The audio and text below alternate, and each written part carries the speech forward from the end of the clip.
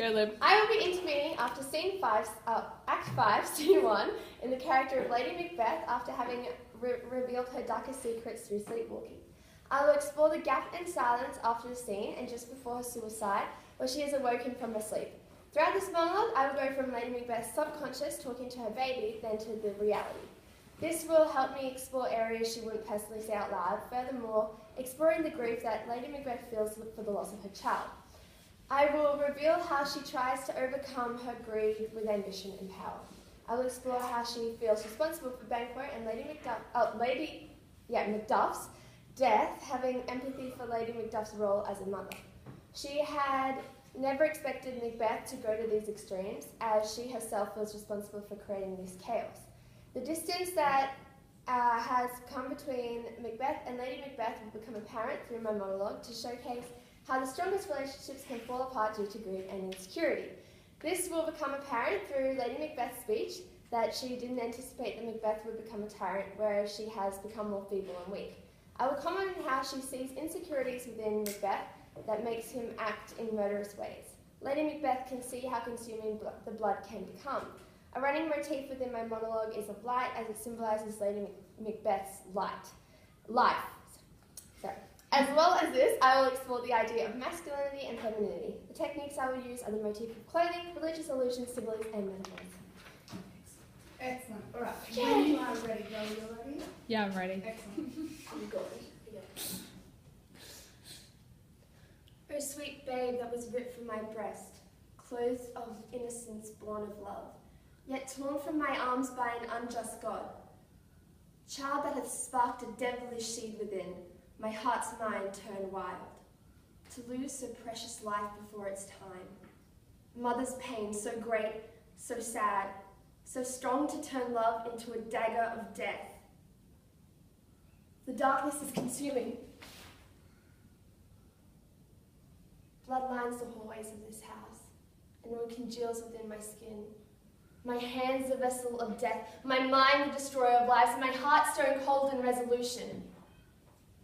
Lord, I pray that you release me from this toxic world. My need for power has overtaken all judgment and love. These robes are stained, tainted by the deaths of others. Macbeth, he has killed Banquo, his greatest Conrad. How they would sit laughing and drinking together, Macbeth's most trusted companion. Their friendship forged in battle, brothers in the fight for the sake of Scotland.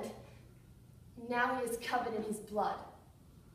If I had not abused his sex, maybe they would still be laughing together. Macbeth continues to slay. The Macduffs are gone. Lady Macduff watched as her child was murdered in front of her, her own babe that she carried in her womb and fed with her breast. They were of no threat to Macbeth, but he feared them. Blood lies within his insecurities. How could a mother so caring and kind have been forced to watch her child be slain? How could I inflict the same pain that God had inflicted on me? The Macduffs are gone, but I will forever live with this responsibility. It is my own fault that this innocent family has been murdered. Like my own babe, so suddenly taken from life. He had so many years to live. He had a family to grow and a world to see. This is a pain only a mother could feel. My guilt will forever haunt me. I alone feel the turmoil of my decisions. My own grief for my child has sparked my desires and created this fountain of ambition. My light flickers. The wax is melting as the flame is suffocating. Macbeth, what have I done? I was the serpent underneath this chaos. I was the lone drive for this endeavour.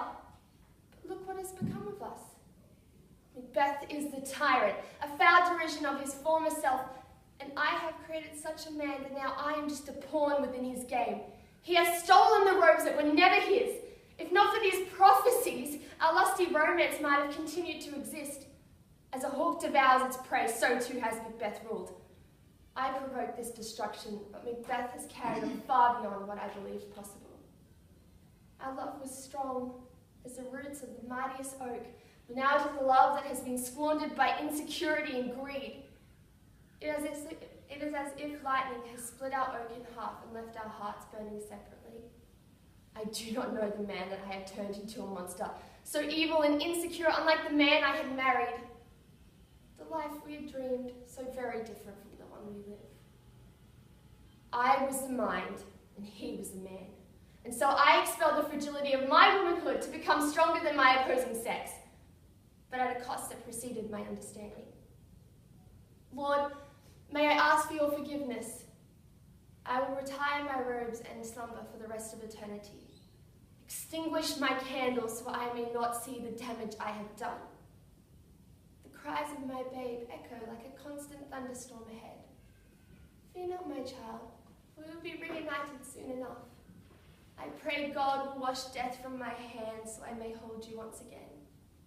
My life lived long but undeserved, my child, and now I must fare all thee well. Greed hath spilled much blood, and mine shall put it all to rest. Out, damn life.